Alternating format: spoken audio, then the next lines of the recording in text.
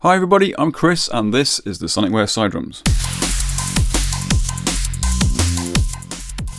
Released back in February, it's the third of Sonicware's devices to use the same form factor as the sample track, including the Lo-Fi 12 XT. It shares quite a lot in common with the workflow of the XT, but whereas that uses samples, the CyDrum uses wavetables.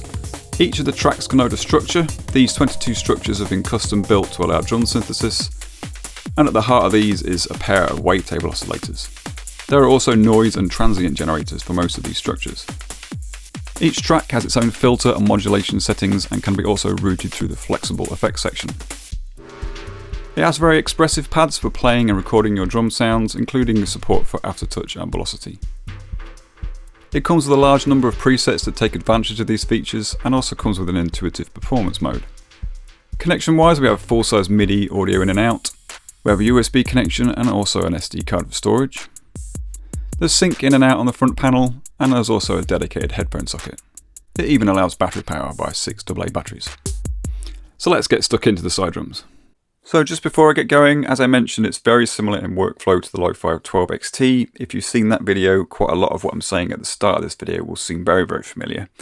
If that's the case, please feel free to use the chapter markers shown here, hopefully, to skip through to the bits of video that are more relevant to you. For everybody else, you can start from the beginning and I'll cover it as much as possible. I'm only going to be going over a few of the structures just to show the general workflow for those, because there's 22 of them. I can't cover them all in this video or it'll be incredibly long, but I'll try to do my best to explain how that works. So I've got my audio cables connected here. I'm going to switch on with the power button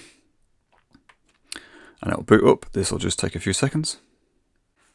And if it's box fresh, when you press play, the default pattern will play. And play again to stop. This is coming through the internal speaker because the volume here is turned up. This control here also controls the level of the headphones. We can either turn this down or we can go into the system menu and deactivate the speaker. So one of the conventions that Sonicware uses is the function button accesses the things written under the buttons. So function and system takes you to the system menu, and the first option in here is the speaker mute. So we can move up and down using the D-pad in here, press OK to go in here. Because we've got an A next to this option, we can use the A knob to turn this on and off. So speaker mute is now on, so the speaker won't play. So let's just go over the rest of the front panel quickly. Obviously in the center we've got a screen which gives us feedback with 2 auxiliary buttons below, and depending on what's written on the screen we'll get different functions for these. We have our A to D knobs which can be turned as well as pressed. We have a value knob here which will change the master level of the device and can be pressed to access the tempo and metronome menu. You'll notice there's a microphone in the corner. This has been inherited from the 2 previous devices which were both samplers. At the moment we can just monitor this through the input and it's not used for anything, but it's been hinted at that in future firmware updates this may be used more deeply. We've got our 2 knobs here for monitoring the input from the line-ins on the back. The D-pad will move us around the menus as well as triggering rolls. We've got our clear and OK buttons, OK to access and clear to back out. Our step buttons here show our step information for the patterns and can be pressed to edit them. This set of buttons here are our parameter pads and can access different functions for the track we've got selected.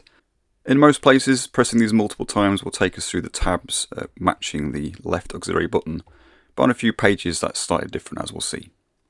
And our buttons at the bottom are our track buttons. These will play the current sound within each one, as well as selecting the tracks. So you can see as we go through the step information changes. If we want to select a track without triggering it, we hold function, and that will keep it silent. The pads are also velocity sensitive, so different pressures will produce different sounds. They also support aftertouch, so depending on the level of pressure after a note has been pressed, you can get some expression on some sounds. On the outside we have these page buttons too, which can select different pages of information for the steps.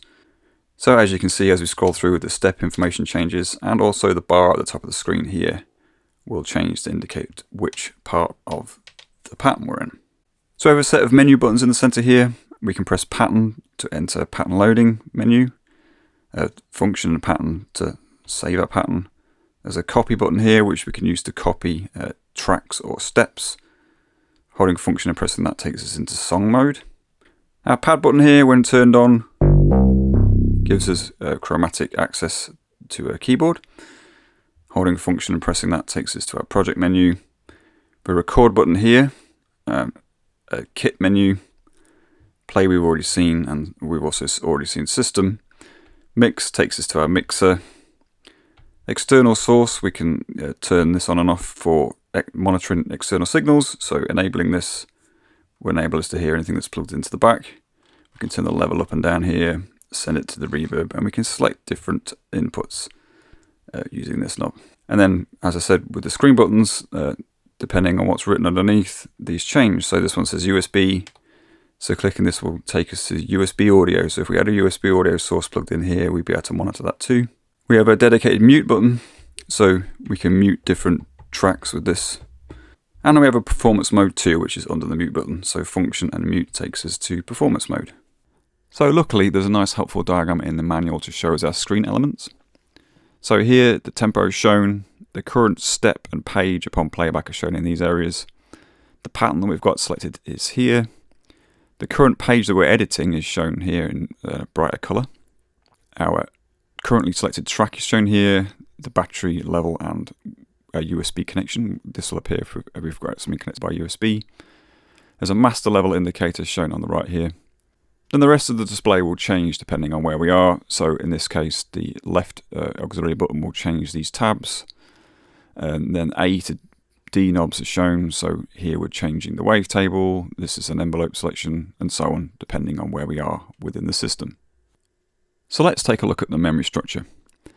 The CyDrums works with projects, so a project stores up to 128 patterns. So a pattern is something that plays back a drum pattern that we sequenced. Within each one of those, we've got separate tracks, so these are all got their own sound and sequence settings. Then there's an effects section. So that's one pattern, and we can have up to 128 of them. Within the project as well, there's a song mode, so we can have 16 songs saved within this project that sequence these patterns in whatever order we want. Now separately, we've got patches for the drum sounds, we've got patches for the effects, and we've also got drum kits as well, which can reference these so they can store a collection of effects and drum patches to make up a kit. So project 1 loads when you get the device, and that's the only project that there is to begin with, and it's got all these patterns in that we can access by pressing the pattern button. So we've heard Dark Drift, which was the default, so we can select something different by using either the D-pad, or we can use the step buttons, and then the track buttons down here will take us through different pages. But let's select that second pattern by pressing OK. And that's changed everything, the sounds and the steps and the effects and everything. We can also queue up patterns, so if we let one play and then select a new one, this pattern will finish and then the next one will start.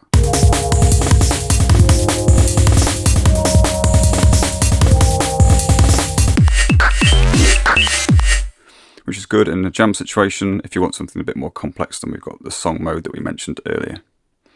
If you want to do that but we want the new pattern to start immediately, you can press function and OK.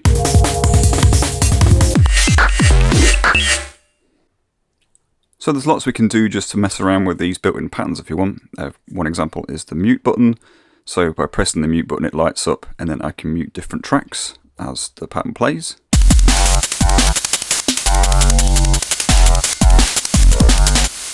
Alternatively, we can hold the mute button and mute things, and that won't stay locked on. We've also got a global mute, so if we go into mute mode and let the pattern play, and whilst pressing OK, we can mute tracks. When we load a new pattern, these will be remembered.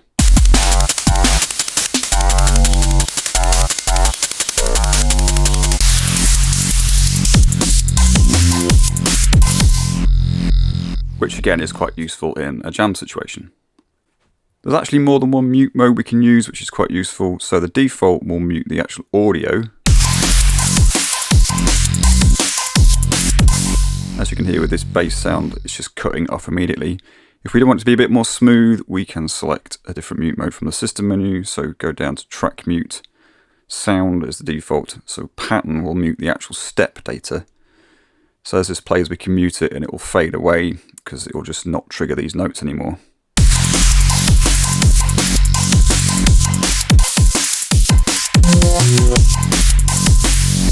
Which, especially for drum sounds, is much smoother usually when you're jamming. We can tweak the mix too while this plays, so pressing the mix button will take us to the mixer, and then the different tracks are shown here. Remember, we can select them by holding function and pressing the different track buttons, which won't trigger them. So if I let this play, I can tweak the level and pan of the kick, and a filter has been applied too, so we can tweak the cutoff and resonance of the filter here too.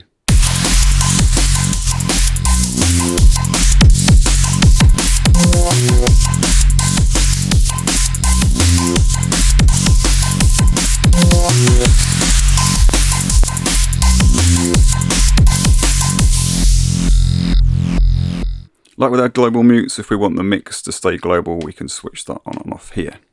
So obviously we can tweak the tempo as this pattern plays. If we press the volume knob, that takes us to the tempo menu.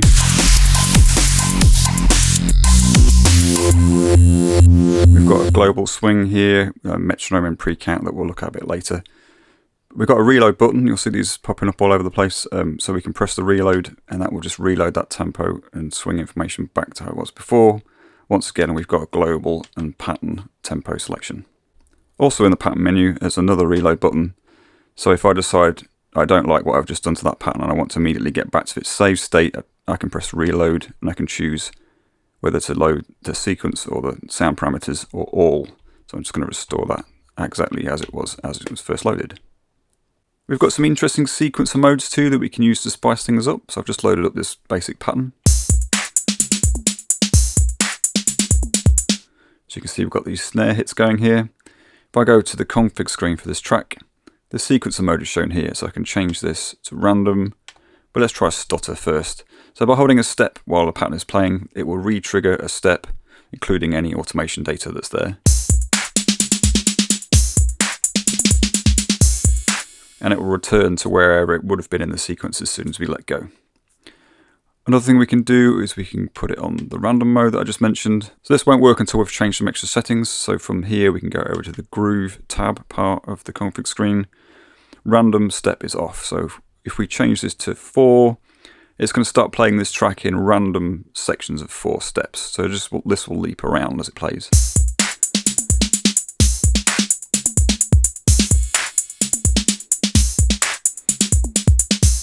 Let's put that back on normal. Another thing we can do is we can change the probability that the steps will trigger with the dice function. So let's do that with the open hi-hats. As I dial down the dice, you'll hear that they're less and less likely to trigger, all the way down to 25%.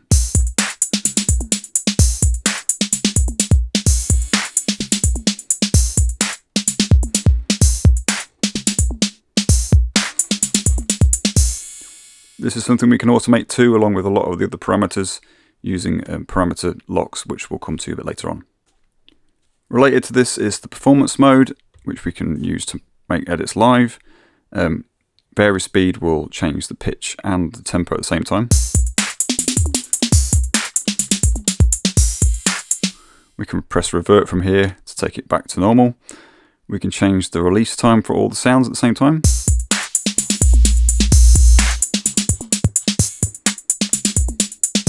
To make them longer or punchier. We can change the length of everything.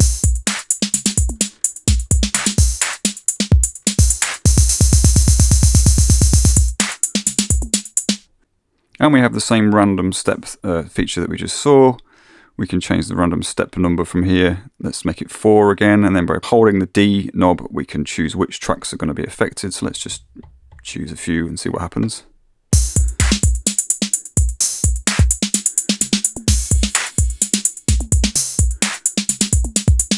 Obviously we can turn that on and off in real time. We also have stutter from here too. Just by holding a step within a track we can get that to stutter.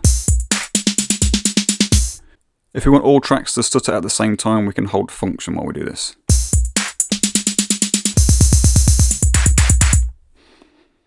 So let's move on to making something from scratch. Before we do that though, let's just have a look at the projects again. If we go to project menu, we can see we can save a project, save as in save it and change the name, rename and delete it. I can go to here.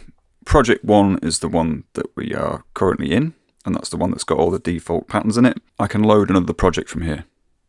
When I do that, I'll get a message saying save the current project. If you've done anything whatsoever, if you've made patterns, it could be 1, it could be 10, and you don't save the project, you're at risk of losing your work. So whenever we swap projects, I would always recommend you say yes, because it's quite easy to lose your work. This will load project 2, which doesn't have any patterns in, as we'll see. So here you can see if we press the pattern button, we've just got patterns 1, 2, etc. with nothing in them at all. But I'm going to go back to the first project because it's got some stuff in that I want to show you. So this time I'm going to go no, because I definitely haven't made anything. So that's well worth keeping in mind. If you make any patterns or any changes at all, you really do need to save your project. So let's load up a blank pattern, and we can load up kit up from the kit menu and start making a pattern that way. So if I press the pattern button, obviously we can see all the presets. They've got names. If we keep going to the right, eventually we'll find patterns that are just named after their pattern number. I've been making some extras here, so that's why these are on my list. They won't be on yours. So I'm going to choose pattern 53, which is empty. And as you can see, as we go through all these different tracks, there's nothing in the steps because it's blank. So now I'm going to choose a kit. So I press function in here to get to the kit menu. I am going to choose the techno one, which has an acid bass sound in it. But we can preview the other ones as we go through by playing the pads. So I'm going to load that just by pressing OK, and that will then load that into the tracks. So that's our kit. One of the easiest ways to build up a rhythm is just to hold steps and play. So it also records the velocity, so that quiet hit that I recorded here will play as I played it. It's perhaps a little quiet though, so we can edit the step by holding function and pressing the step. Takes us to the step data menu. Here we can see the note that was played and the velocity that was used. There's two types of velocity here. One of these relates just to volume, and the other relates to our mod that we'll get to a lot later on in the tutorial. But we can see if we go through the different steps, that was played at 124, that one at 54, and this one only 10. So we can scroll down and edit that with the B knob to change its value. So let's bring that up to something like 60 or 70. There we go, we've edited that velocity. If I put a kick in somewhere else, say here, and then I decide I didn't like that kick, I can take it out just by holding clear and pressing the step, and that will delete that hit. So let's move on to the snare track. So we can press the snare track, and we can do the same thing. We can just poke some notes into the sequencer, like this.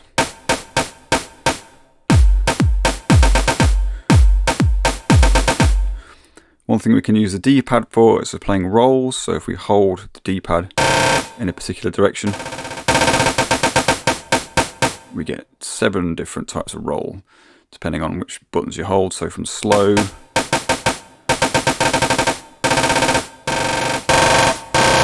all the way up to fast. So I'm going to put a roll in here, so I can hold the roll button, I can hold the step button and play. And that's going to insert a roll. As we paste notes in like this, the gate length, as in the length of the actual hit, is only going to be 50%, but we can change that if we want to. So function and the step, we have an off timing at 50%. So if I were to raise this, the roll will go on for longer.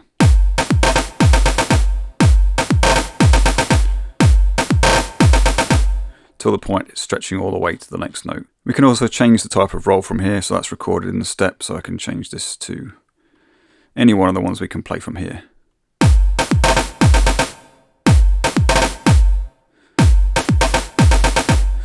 Microtiming also works for the start of a note, so if we hold function and press step 4, for example, we can see microtiming it's got its own knob on C. If I nudge this around, we can get the timing to come early or late.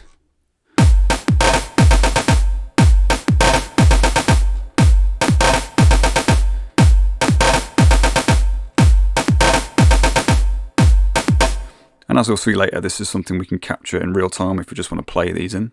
So using the copy function, if I wanted to copy that step with the roll on, say put that here, I can hold the copy button, press the step. This is now flashing to tell me that it's got contents in. Hold the copy button again and paste it into another step. And it will continue to flash if we wanted to paste it somewhere else, but if we want to clear that copy now, we just hold clear and press the copy button. And that clears the clipboard. But that's copy that note from here to here.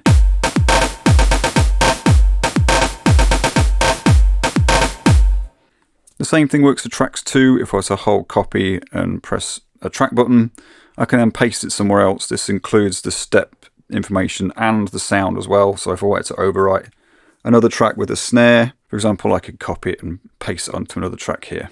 So let's do that quickly just for sake of argument. So copy the track and then paste it in here.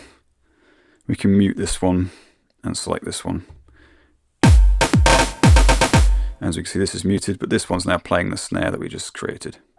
But I'm going to undo that just to take away all these hits, and I'll reload that kit just to put the tom sound back in again. So let's take a look at hi-hats next. We've got a closed hat and an open hat channel here. So a real hi-hat is made of a pair of cymbals that open and close with a foot pedal, so it can only ever make an open or a closed sound, one at once. To simulate this on most devices, including this one, we have what's called a choke group. So the open and closed hi-hat, by default, we use the same choke group. So if we go through the config menu, we can see we've got a choke group here set to 1, and this is set to 1 as well. Whereas the rest of the tracks have no choke group. So let's record these in real time. I'm going to press the value button to get into the tempo menu. I'm just going to turn the tempo up a little bit. Something more like 130 will be better. I'm going to turn the metronome on by pressing C, and then if we find it's not loud enough, we can turn it up with the C knob. I'm going to turn the pre-count on by pressing the D knob. The count is set to 4, so that will give us 4 count in when we've got the record button on. So let's have a go.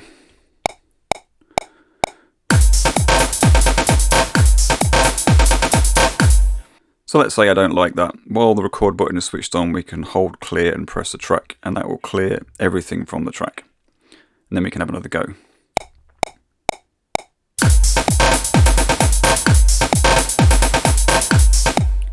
As you can probably hear when we play back, it's captured it as I played it, including the micro timing. We can go through, we can see on the C knob that the timing is off because I'm human. I'm not going to be exactly right every time. Your playing may be good enough that this is perfect, but in my case I think it's a bit too sloppy. I can go through and edit these with the C knob, or I can just apply quantization, which is going to do that for us. So if we go through the config menu on these two channels, we can turn up the quantize.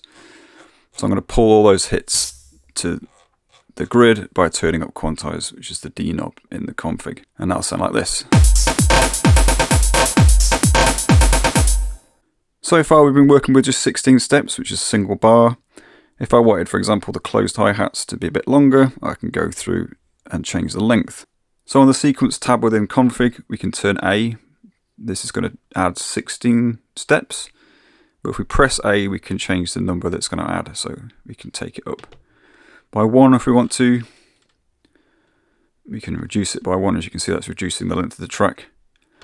I'll just leave it on 16 though and just double that up to 32.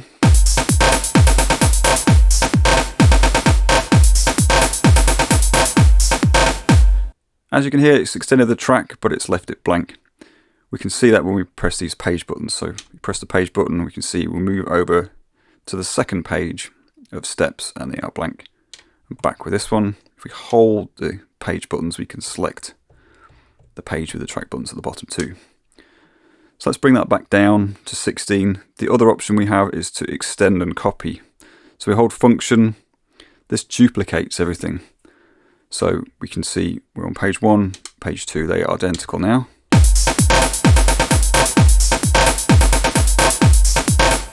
So just to prove this is an extra page, so you can hear it, let's just fill the rest of the steps in with hi-hats.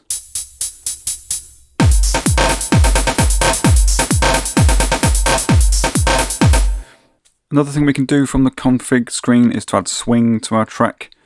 If we cycle around, we can see the pattern swing is selected by default, but we can add per track swing. Pattern swing is set from the value knob, as we'll see a bit later.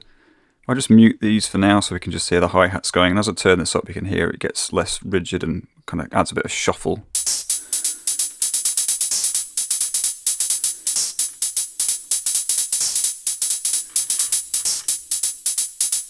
If I wanted to add global swing, which would also include the snare, we can go back to the tempo menu and add it from here.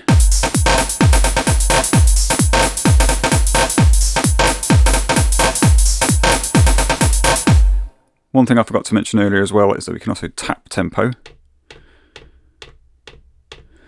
And then we can make fine adjustments by holding function and turning A to adjust that decimal value. So let's add a clap just to demonstrate something else. So let's just punch in claps on 5 and 13 as is traditional.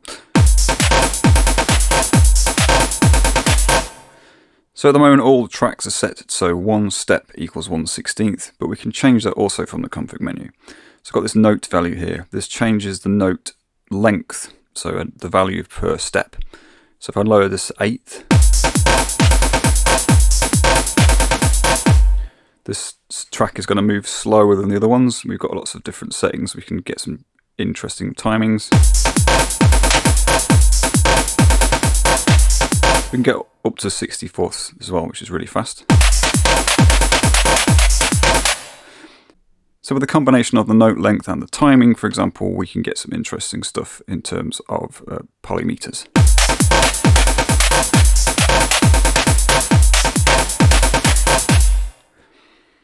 Let's have a look at pad mode next.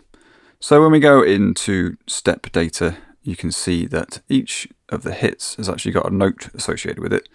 That's because we can actually record on each of these tracks chromatically. So if we selected the toms, for example, and go into pad mode, it changes this into a keyboard. The pink represents the note C, or the root note that we've selected. We can actually record chromatically on any of the channels, but it's most obvious when using a tuned instrument.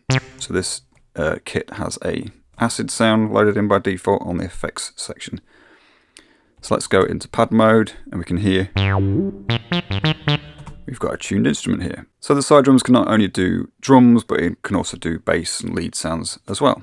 We can select a scale with the A knob. So if we don't want to play in a standard chromatic keyboard, we can change this to something like a major scale. And there's lots of other scales to choose from, all the way up to just fifths. So let's just put that back in chromatic.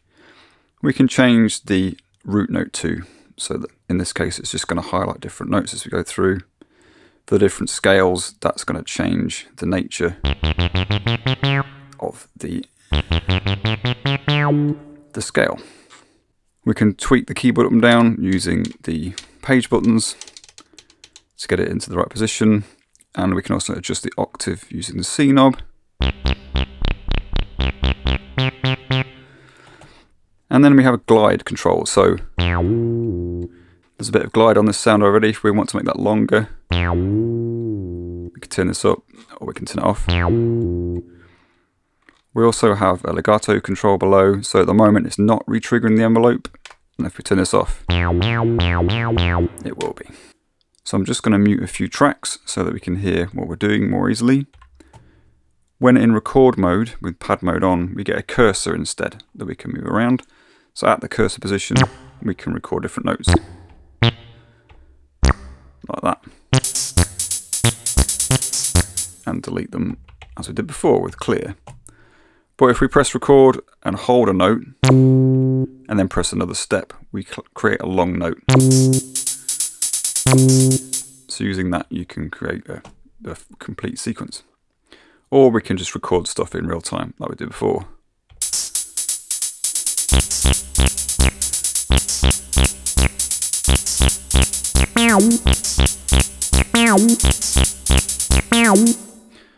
We can also quantize this, what we did with the drums, so we can go into config and turn up the quantize. That's likely to change the relationship of legato notes. If they don't quite overlap, they'll behave differently, so just be aware of that. That's what we've got so far. Regarding overlapping notes, we can see how they're stored if I go into step edit mode. In pad mode, I was holding a B and playing a G. So if I hold function and press this step, we can see that's the B, and these light up here to tell us that there's a tail. If I press function and step 14, there's still the B at the top, but if we scroll down, we can see there's the G, so it's underneath, and the tail is shorter. So this B is going all the way to there, and this G is going to here. So if we want to edit any of the values of the G, we need to be in this part of the menu, and then the ones at the top are for the B that we entered at the start. So let's discuss aftertouch. I'm just going to mute everything apart from the kick, and in this slot, which is normally a cymbal, is a synth sound. I'm going to change it though. So from the oscillator tab, the right auxiliary button takes us to a patch selection. This is something I'll cover in much more detail later, but I'm just going to load a bass patch in called Jelly. So it sounds like this. And you can see that the aftertouch is changing the rate at which we scan through this wavetable. So if I were to record this in real time,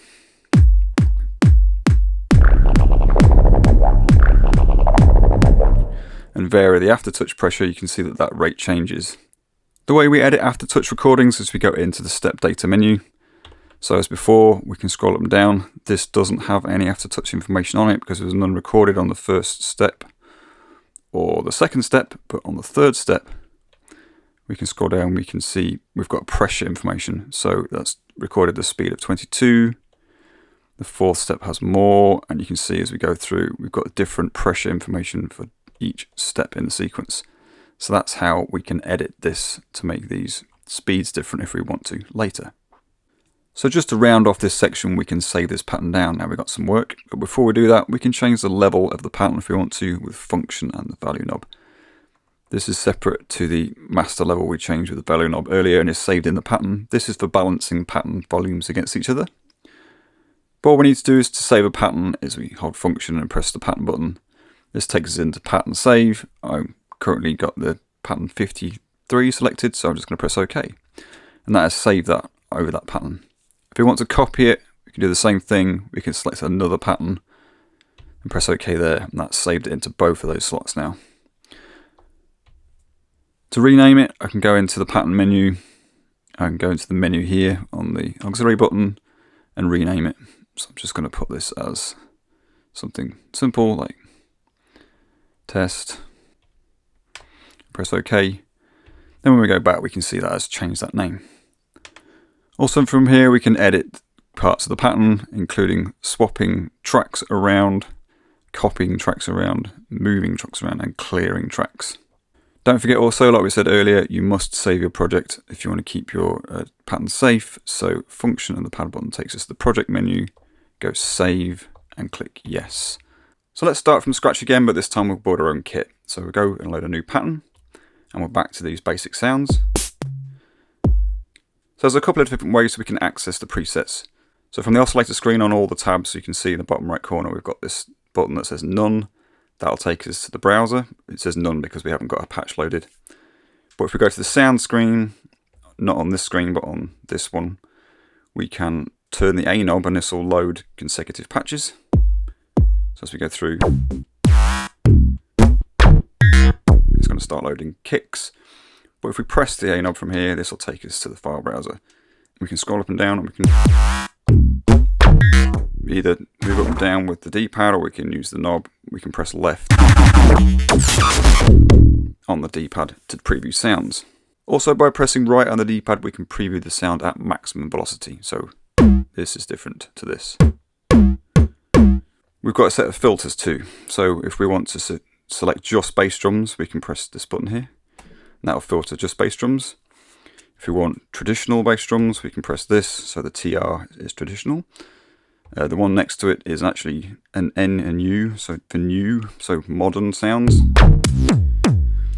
So let's just filter for a minute for bass drums traditional, and I'll pick something. Let's go with this one. So let's press OK to load that, and that'll load that into here.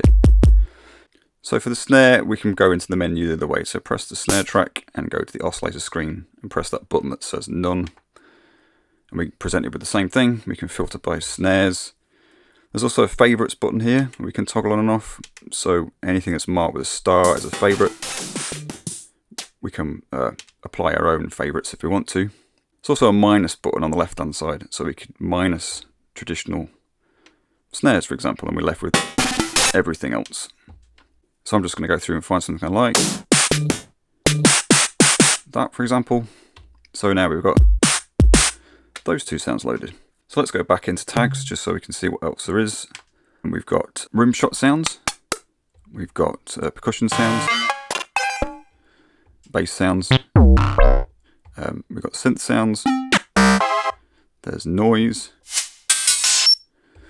And then we've looked at these already, and the rest of them across the bottom match the tracks. So bass, snare, tom-tom, clap, effects, closed hi-hat, open hi-hat, and cymbal. So if we just bring up the cymbals for a minute, you'll notice some of them are grayed out. They'll still play, but they won't load into these first 5 tracks. So these last 3 tracks are a bit special in that they can load all the structures, whereas the first 5 can't load some. Some of the closed hat, open hi-hat, and cymbal structures use unison. Only these 3 tracks can load those, so that's why you see some grayed outs. If I try to load this, it's not going to load into the tom-tom track. Those ones that are grayed out have to be loaded here. I'll cover that a bit more detail later when we just go through the structures quickly. So I'm just going to go through off screen and build the rest of the kit quickly. So this is our whole kit. I've left this blank for now, so it makes it a bit easier for me to demonstrate the filters later on. But I'm now going to save this kit. So function and kit. Scroll down to a blank slot here, press the menu button and click save. Save kit, are you sure? Yes. So let's save that kit into that slot. This includes any edits we've made to our sounds, which we'll look at later. It also saves whichever effects patch we've got loaded. In this case, I haven't selected one yet. But when we come to save the pattern, which we'll do now, function pattern, and I'll save that into pattern 55, we'll be asked to select a effect slot because we haven't already chosen one. So let's just go over and select a blank one. Let's choose this one, effect slot 50, OK. And that has automatically created an effects preset associated with this pattern.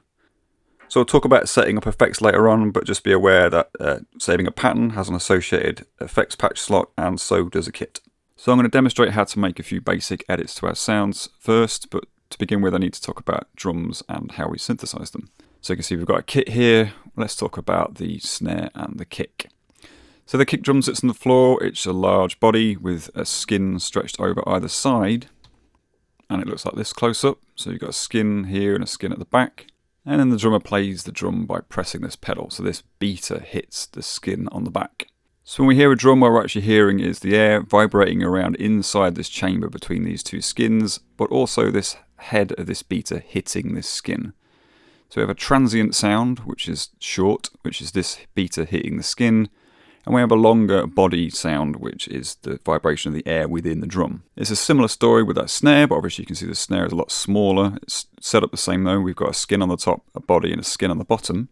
But on the bottom of a snare, there are snares. These rattle around on the skin.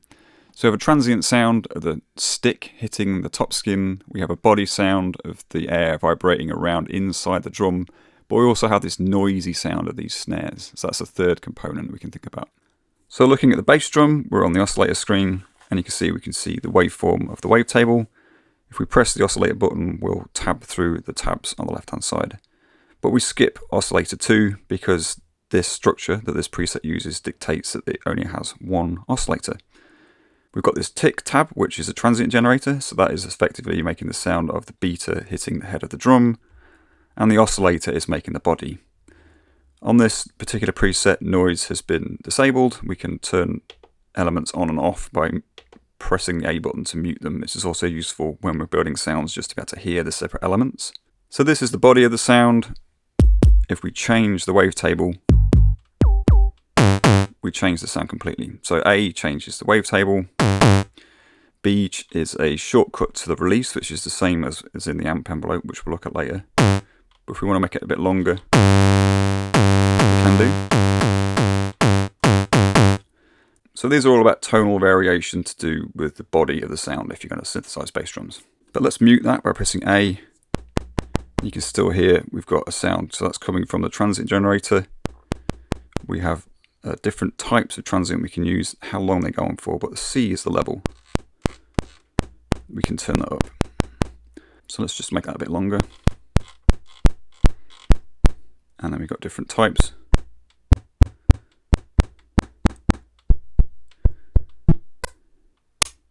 And the types of transient will vary depending on the structure. So I've made a mess of that drum. So we can press the sound screen and we've got a reload button here. That's going to put it back as it was when we loaded the preset. Also from here we can set the bass pitch for the sound. So obviously smaller drums would sound higher in pitch. We've also got access to the release control again. We've got access to a volume here for the sound. Then on the B knob we can change the velocity sensitivity. So if I turn this down, you'll see with this turned all the way down, it doesn't matter how hard I press this, it's just going to be really loud. And then if I leave it all the way up, we've got maximum velocity sensitivity. So let's take a look at noise from the snare track. So on the snare we've got 2 wavetable oscillators that we're going to mute. And then there's our noise. You'll notice there's no transient generator on this particular structure. So there's different flavors of noise we can use. And the last one, resonance, has a frequency that can sweep through. Once again, we have level and time that we can change. So I'm going to reset that. So we've got this sound, just because I want to demonstrate the amp envelope. So it's similar to a standard ADSR. We've got attack on A.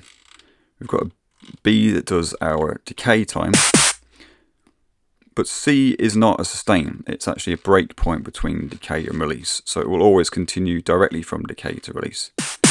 So we can change decay and then change the release.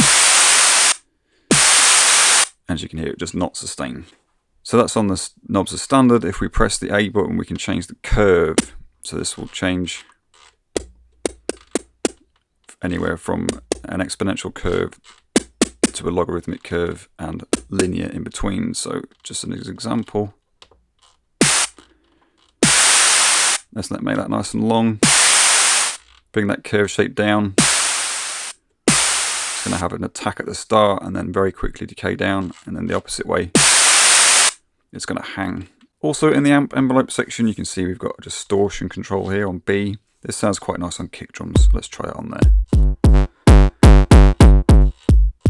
Anything from subtle to really dirty kicks. We skipped over some stuff in the oscillator section, so I'm going to explain that from the synth, just because it will be considerably easier. While we're talking about it, with synth structures we do have a sustain control on C from the envelope.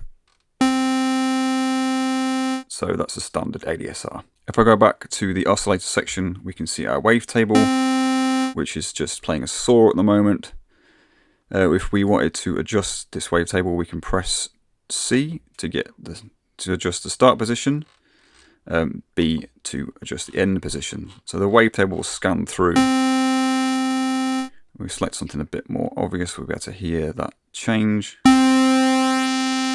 So pressing the C knob, we can change the direction of wavetable scanning with lots of options, including some ones that loop and the ones that have got noise, and then various options including stepped changes. So let's just leave it on one that loops backwards and forwards. We can change the speed at which we scan through the wavetable with the D knob.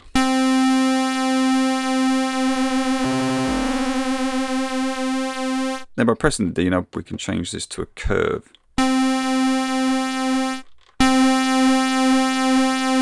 As you can see, that changes the response. So we have these same controls when it comes to synthesizing drums. So you could set up a wavetable that changes tonally and, you know, control that speed and curve and direction to get a change in drum sound.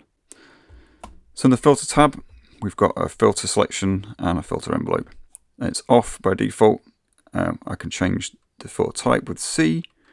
So let's do the classic low pass filter. The frequency of it's changed by A. We can apply some resonance with D. So we've got different filter types we can choose from: high pass, band pass, and then we've got low shelf, high shelf, peak EQ. These all have a gain control. So nothing will happen until you turn this gain control up and down. And then we've got resonance and the frequency too. Well, let's put it back on low pass, leave it down. And if we go over to the envelope control, we can apply some envelope too. So turning D will apply depth from the envelope. Adjusting B will change the decay. A changes the attack. C will delay the onset of the envelope. Like that. And we also have an option to loop this, so we can basically turn it into an LFO. So by pressing B, we get into loop mode. So we can change the speed here. Then we can invert the response if we want, which is going to be useful for certain filter types, like high pass. All these options apply to drum synthesis too, so we can use our filter when it comes to creating drum sounds. One thing that's quite useful to know is that we can copy the contents of a parameter tab. So copy and filter. We can then go over to like the bass drum and paste that into its filter here. So those filter settings have now been copied from the filter from the effects to the filter in the bass drum. So I think it's about time we talked about some effects. So let's set up the clap to go to the reverb. So from the clap track, we can go to the amp tab again. And when we're not on the envelope part of the amp tab, we're on the bus. So the A knob determines which part of the EFX bus the clap is being sent to in this case. It's being sent to the master effect, and then we can turn up B to send to the reverb. C is to do with sidechain compression. We'll come back to that. So if we press the EFX button, we can see this. So this is how our effects are set up. The clap is being sent directly to the MFX block, which is turned off. The reverb's turned on, so that's being sent there too via send. If we press the C knob, that takes us to the reverb settings. So from here we can adjust the decay, change the frequency settings, high and low. This is useful for tone shaping. And we can adjust the mix too between dry and wet. Specific to the reverb, we have a mute button which can be pre or post. So if we let this ring out, I'll go back here, turn the reverb off, it's still going. I'll put it on post. We can mute the reverb from here instantly. I'm just going to put that down to some sensible settings. So if I want to add, say, the tom drum to the reverb, click on its track, go to the amp tab, turn up the reverb send. And there we go. So these two are going to reverb, but the others aren't. Just going back to the EFX screen, you can see this configuration screen shows us which order the effects are loaded in. So by default, EFX block 1 goes through 2 and then onto the reverb as an insert. But from this button here, we can change this. We've got 5 different options. So we can move the reverb after the master effect. This puts those two EFX blocks in parallel with each other, and then the same with the reverb on the end. And then number 5 gives us EFX block 2 bypassing the reverb and EFX block 1 going into the reverb. So let's use this one.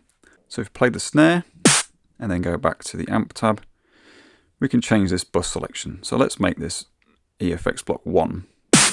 You can now hear we've got reverb on there, because EFX block 1 it goes directly to the reverb. So this might be the time you need to change your mix settings. Let's go back in there and just bring this down a bit. You can go back to routing from here. You can turn on EFX block 1 with the A knob. and that will apply whichever effect is selected. We can access that by pressing A.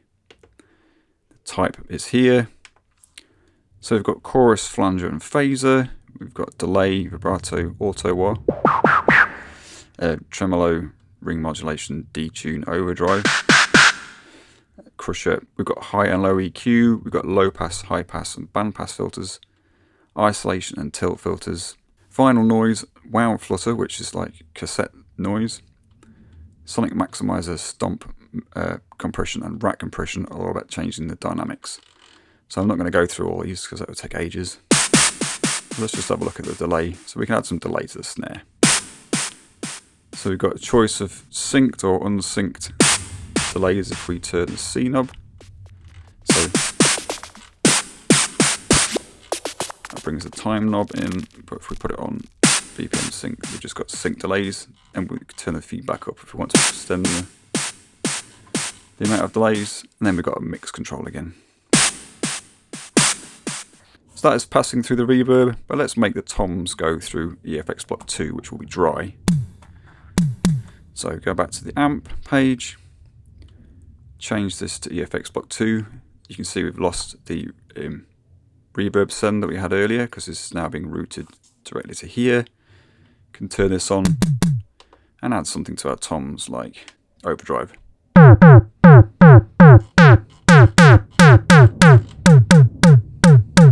So we've got the same types available in both these two EFX blocks 1 and 2. So I just whipped up this quick rhythm just to demonstrate the master effects block. So everything is going through one of the effects. We have the option, say for the kick, to go directly to the output. That's something I'll show in a minute. So in the EFX block diagram, let's turn on D, which is the master effects block. Click D to select it. Then we can pick a type from here. So we've got filter. Let's try compression first.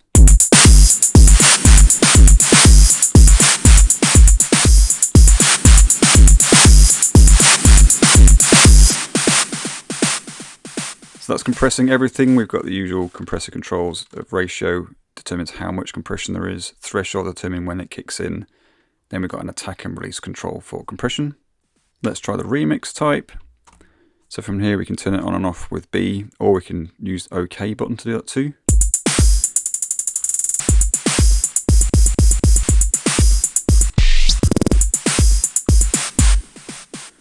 So this one would be quite a useful one to demonstrate bypassing that kick. So let's go back to the amp, put the kick on to the direct part of the bus, so it's no longer being affected by the master effect.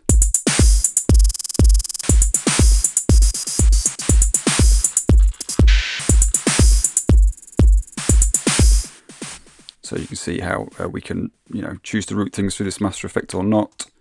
Snip loop is very similar.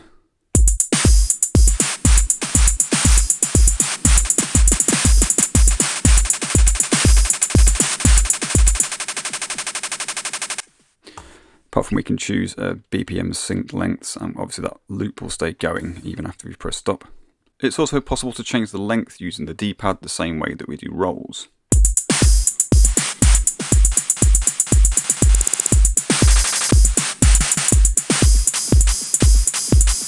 So now we've got the kick routed directly to the output. Let's switch on sidechain compression. So this will sidechain compress everything that's going through the master bus, but the kick isn't being sent there, it's going directly. But we can tell it how much we want it to compress that master effects section. So let's whack this all the way up. So the kick will now compress everything else.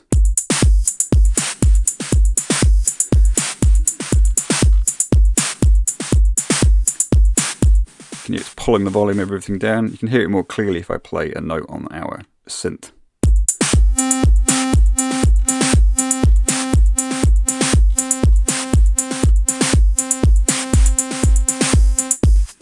So that's the classic way to use sidechain compression. And lastly, we've got filter. So we've got low pass, high pass and band pass filters that we can put on the master effects section.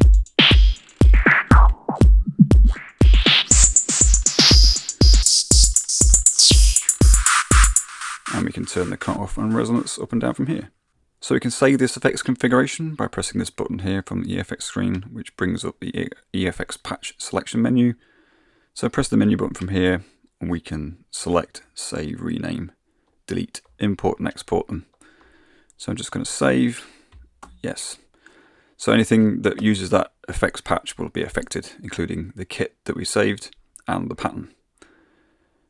But I'm just going to save the kit again just to show you some more stuff in here. So there's our dry version of the kit from earlier.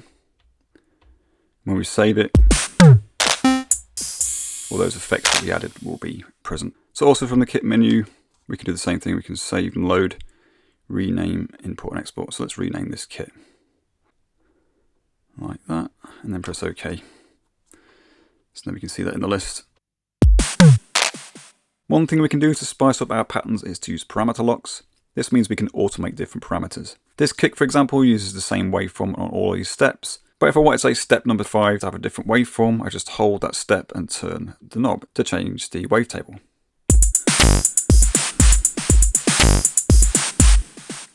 That information is added to the step data menu, so function and 5 will reveal that. If we scroll down to the bottom, you can see it says wave and then a number 16 to indicate where it's been changed to. If we want to clear that from here, we can hold function and clear, and that gets rid of it.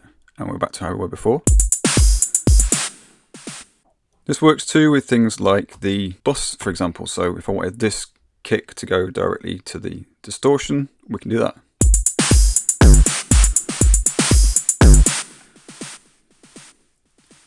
By clearing a step, you also erase the parameter lock too. So when we put that back in,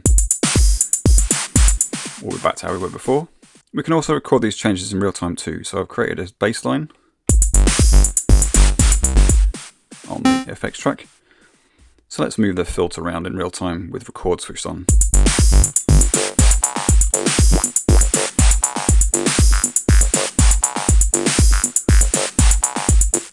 So this will record per step information for that filter.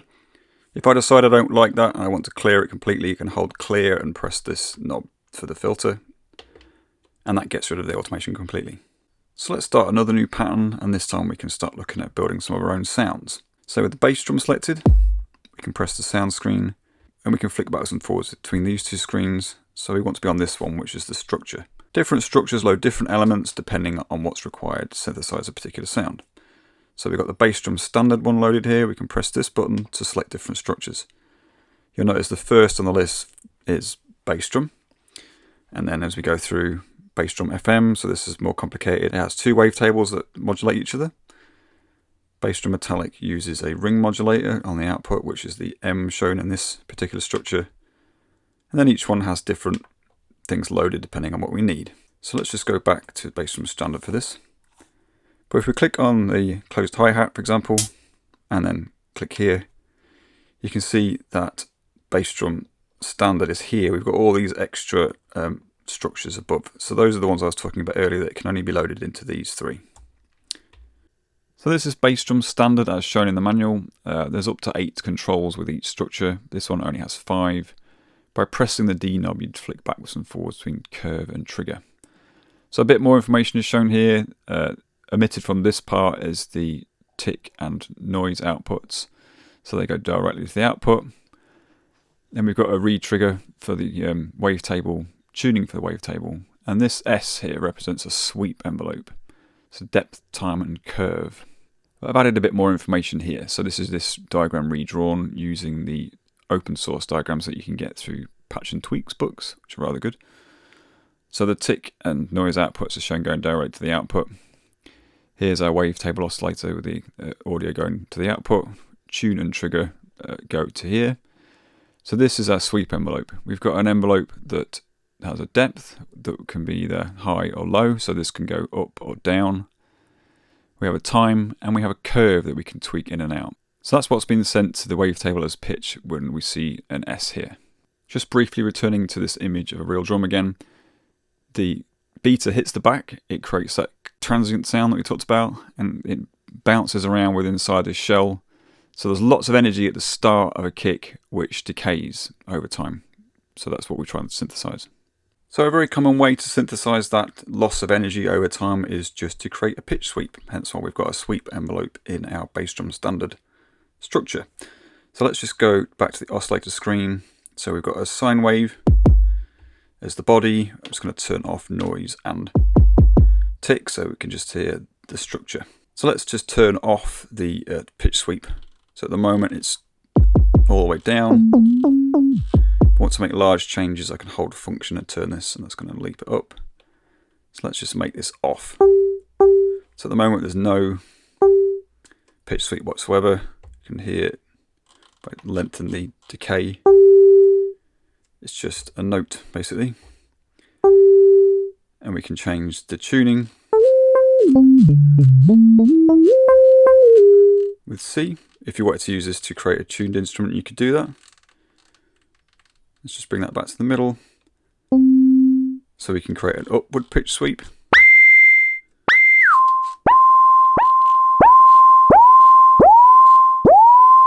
We can change the response curve.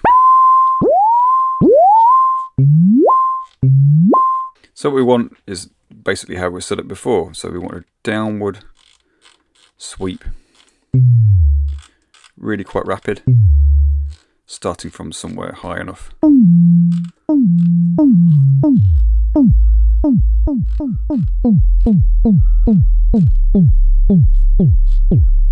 And if we change the curve so that the start is more pronounced, we've got something that sounds like a kick drum. So we just need to tweak that decay back down again. And there's the body of our sound. So let's turn that tick back on again. Maybe choose a different one. And there's a kick drum. If we want to make things a little bit more interesting, we can get the wavetable involved. So at the moment, it's not doing very much because this is mostly a sine. But if we alter this to something else, it's going to completely change that sound.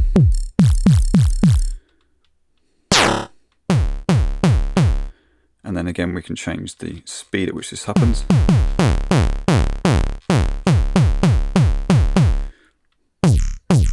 So there's a huge amount of options here. So we've got trigger option on this structure too. So I'm just going to change this so we can hear it. So if we go to sound, we can see even if our kicks are overlapping, the wavetable is retriggering. But if we turn this off, the wavetable will only retrigger if the sound has finished. Moving on to the standard snare drum, this is how it's shown in the manual. Looks a little bit more complicated, but we've only really just got another wavetable. We can tune them together, we can change the balance between them, we can alter the ratio of the second one. And then on the end we have a filter. We've still got the same sweep, but without the curve. We've also got tail and level that enables us to change the volume over time. So here's that redrawn in the same way as the other one. The tone on the end is a high pass filter, I think, and then we've got the tick and noise going straight to the output. We can change the balance between the two outputs of the wavetable oscillators. Then we've got a single envelope, which is tail and level here, controlling volume over time. And we've got a single pitch sweep envelope controlling both of them. The sound is going to be dominated mostly by the noise output, but we also need to synthesize the sound of that shell. The resonance that takes place inside a snare drum is quite complicated. So we don't want anything that sounds like a pitched note, so we can set these two off each other to get something a bit more clangorous. So let's select the snare track. The default structure is the standard snare, as we can see. We go to the oscillator tab. You can hear there's a lot of noise in this, so we can deactivate the noise, deactivate the tick, and that's all we're left with. It's just the body of a snare drum. So let's just turn the amp envelope up to start with. And you can hear it's still fading away very, very quickly because of that built-in volume envelope in the structure. Let's turn the tail up. And if we click here, we can see we've got level for the amp envelope. So bring those both up, you can hear this kind of clangorous tone. That's because we've got two oscillators tuned against each other with the ratio control, which is this. We can change the balance between them. So the body of the snare will create something that's not really tuneful, but kind of ring, which is why we've got the two oscillators we can tune together. We want to take the bass out, which is why we've got this tone control. We can leave some more of it in if we wanted to. And then we've got the same sweep envelope for depth and time that we had with the kick. Let's bring that tail back down. So we just got a little kind of thunk. I'm going to turn the tick and noise back on again. And reduce that amp. Actually, let's have a play around and turn off the oscillators. And turn off maybe the tick. So that's the noise component. Let's choose something different so we've got other options. I think probably white would sound quite cool. So there we go, we've created a completely different snare. So the bass drum FM structure is next. We've got oscillators 1 and 2 like we had before with a ratio control for oscillator 2, so we can change its pitch relative to the first one. But this isn't actually heard because this is an FM pair. So oscillator 2 doesn't go to the audio output, but it's fed into oscillator 1, so it affects oscillator 1, depending on how loud it is, which we can change with the decay and level controls. We've got the same 2 sweep envelopes going in separately to 2 different oscillators too. So here's that redrawn again. We've got the same sweep envelopes for both oscillators. We've got tuning control for both oscillators, and we've got a ratio just for this one. And then we can control the level over time that's being fed into this oscillator. So this time I'm going to select the tom-tom track. One of the things we can do on the CyDrums is we can just load whichever structure in to whichever track we want, apart from those restrictions we talked about with the cymbals. But we can fill those with kicks if we want to. So here's the standard sound. Let's go in and turn off the tick and noise so we can just hear the structure. I'm going to lengthen that decay again. So we've got this. So I'm going to just turn those sweep envelopes off so we can hear what the FM that's actually doing. So if we lengthen the decay of oscillator 2, we can hear what the FM is actually doing to oscillator 1. With the decay and level control. We pick a different oscillator sound. We're going to get very different results. So let's go back in and shape that a bit. So we want lots of energy at the start when the drum is hit and then decays away quickly, which we can simulate with the FM controls. And then get them to sweep down. Something like that. Turn the amp decay down again. Maybe the release down. And we've already got pretty decent kick drum at that. So that's an FM kick drum. So the last structure we're going to look at in detail is the synth standard structure. We've got the 2 oscillators again. We can tune them and balance them. Ratio control for oscillator 2. We have this decay control, which controls the volume of oscillator 2 over time. And we have the same sweep envelope we've seen. But on the output we have this modulator section, which we can switch between different types. So the types are shown here. We can either choose to mix, run them through an FM effect or ring modulator effect, and that all happens on the end here. A decay controls the volume of oscillator 2 over time. We have a ratio for that, and that's it. Here's our sweep envelope. So if we select the FX track, we can see that we've got synth standard as the structure, and we can change the balance between the 2 oscillators with A, between saw and square, because that's what's loaded in to these 2. We can change the ratio of B and how quickly it decays over time. So we've got the same sweep envelope for pitch, but we can change this type of mix here. So it's just going to mix the 2 waveforms by default. We can change this to FM. Just going to do that, and then we've got a ring modulator as an option too. So we can use this for standard synth voices, or we can still synthesize percussion with this if we really wanted to. So I'm just going to leave that on mix. I'm going to move the balance control over so we just hear the saw. I'll leave it like that for now, but I'm going to return to this later to demonstrate how I created that 303 acid sound. Just to go quickly through some of the other structures, just to show you some of the elements you're likely to see. So this is a closed hi-hat standard structure. You can see the little boxes that represent the oscillators look slightly bigger. That's because they use unison, so there's multiple stacked versions of them. And on the output you can see a high pass and low pass filter. The closed hat metal structure brings noise into the actual structure itself, and then modulates 2 outputs together. This cymbal ride structure adds some controls for metallic and bell-like qualities of the ring modulation. The bass drum metal structure uses FM and ring modulation on its output. When synthesizing claps, we use a multiple trigger that repeats to create lots of transients all in a row. So for claps, we have a rate control for that. The slower it is, the more obvious you can hear them, and also a number determining how many claps there are in a row, and randomness for that too. The synth bass structure adds a high pass and low pass filter to the end, and the low pass is resonant. And the snare drum tone replaces oscillator 2 with a dedicated noise generator. If you want to learn the specifics about the different structures, there's a very detailed list in the manual showing each control. So now let's add some expression to our sound. We've already got velocity sensitivity as part of our bass drum. As we saw earlier, we can change that here, but this velocity control will only change velocity to amplitude. So we can see the harder I press it, the louder it gets. If I turn this down, that's now gone. I'm going to go into the kick and just turn the tick off completely, so there's no longer a tick as part of our sound. But if we go to the mod tab, we can apply some velocity sensitivity to here, to other targets. So we can tab through, we've got 2 slots for velocity, 2 for aftertouch, and 1 envelope. So from the velocity tab, I can press this assign button, and for the left slot, we can assign something using the A knob, and then with the right slot, we can assign something with the B knob.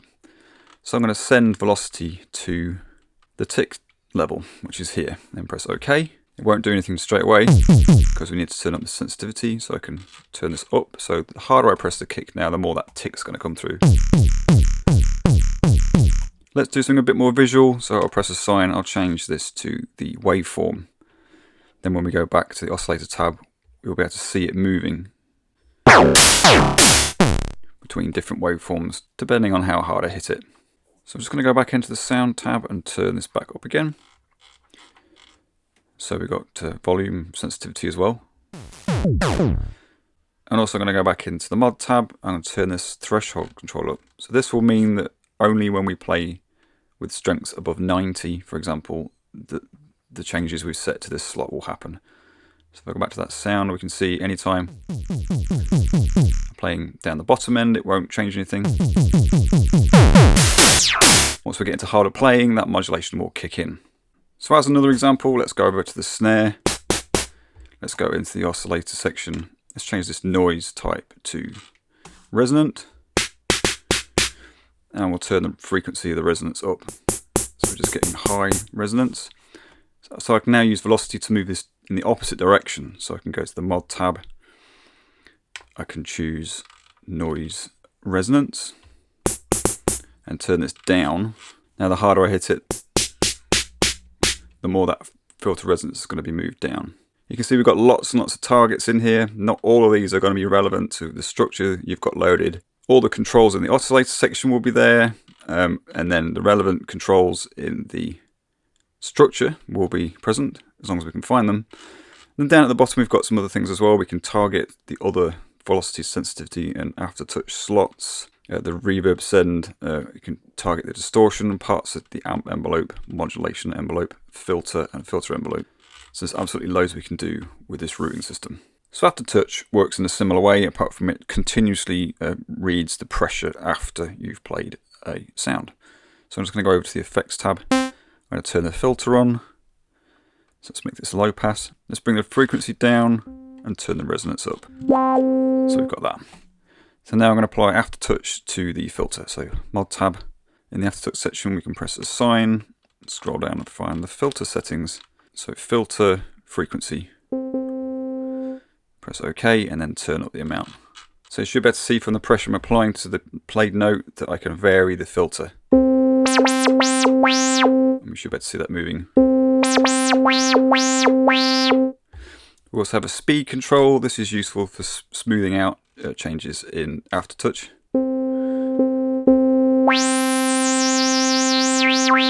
So the lower it is, the less likely it is to wobble backwards and forwards. Or we can have it super sensitive if we want. You may wonder what the point of having aftertouch with drum sounds is, seeing as they're so transient. Well, if we use them with rolls, we can get some interesting effects. So in velocity on the kick, I'm going to turn off that modulation to the waveform. I'm going to go over to aftertouch and apply the same thing here. So like 20 or so, and then when we play rolls and vary the pressure, this sound will change. And again, we'll be able to see that from here. So again, you can use it for some interesting expression. So just while we're talking about it, we can set aftertouch and velocity sensitivity in the system menu. So if we go to system, down to pad, we can see velocity sensitivity settings on this page and aftertouch sensitivity on this page.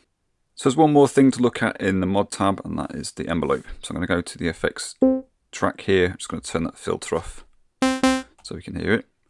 Then go into the mod tab. If we cycle around velocity, aftertouch, and then we've got envelope.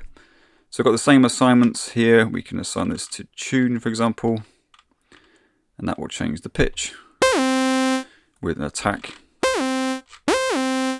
We've got delay for it, and we've got a decay. We've also got depth control here that can go into minus. And we've got the same loop that we had with the filter envelope. So we can use it as an LFO. So just as a bit of an exercise, let's go about recreating this bass sound. This is an attempt to create something a bit like a 303. The 303 was not only interesting because of the sound of its filter, but also because it has an accent control. The accent control doesn't just change volume, it also has some effect on the filter, as we'll see. So let's go back to our effects track.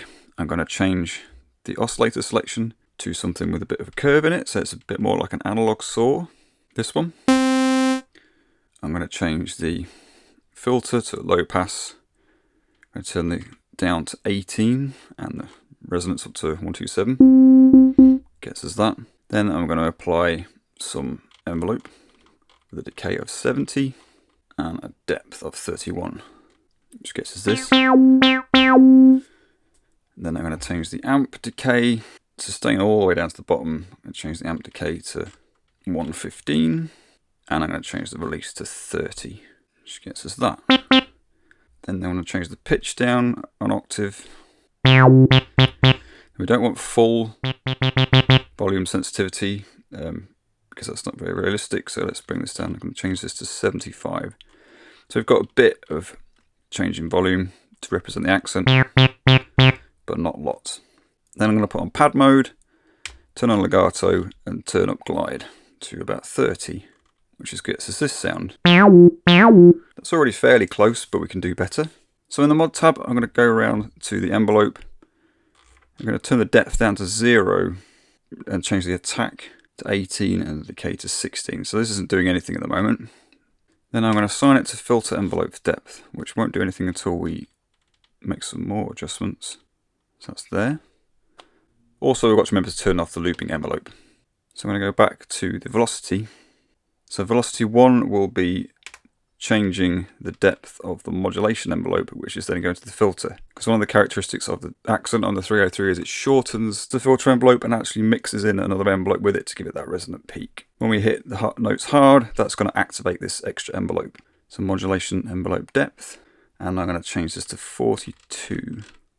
And I'm going to raise the threshold up so that it only kicks in when notes over 96 are played.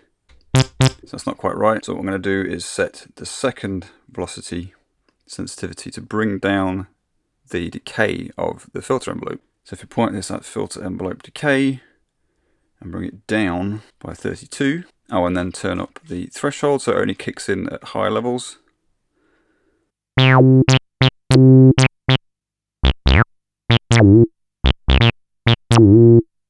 So using the tools we've got available, we can create quite a decent acid sound. While playing a sequence, try messing around with the depth and time at the envelope and also the cutoff.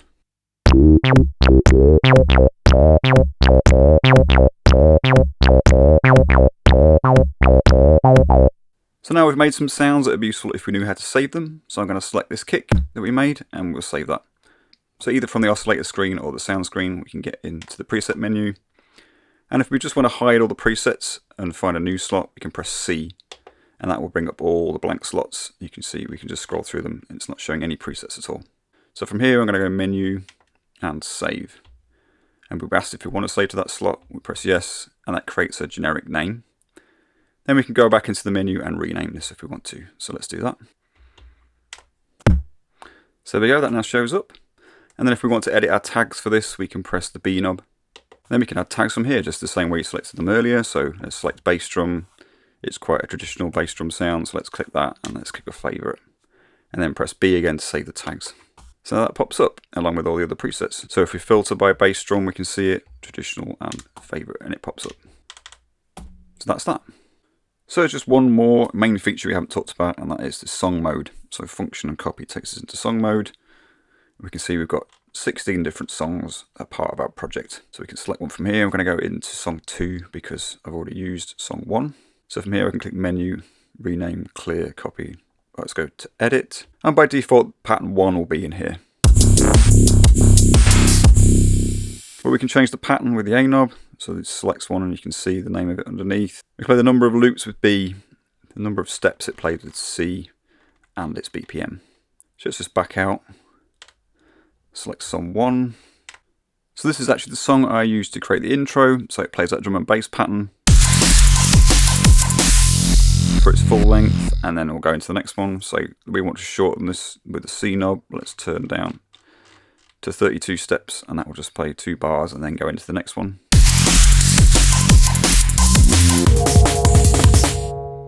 So we can also change the tempo from here.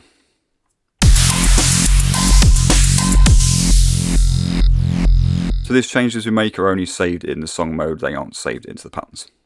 So we can play our song directly from here by pressing play. But if we back out to the edit mode, we can press OK and play, and that will play the pattern. And we'll be able to see it changing from the pattern screen.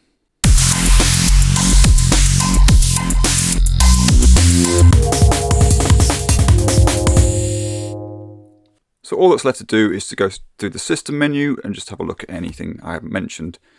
We've talked about speaker mute and track mute already. From the import menu, we can import patches and drum kits and effects patches in batches.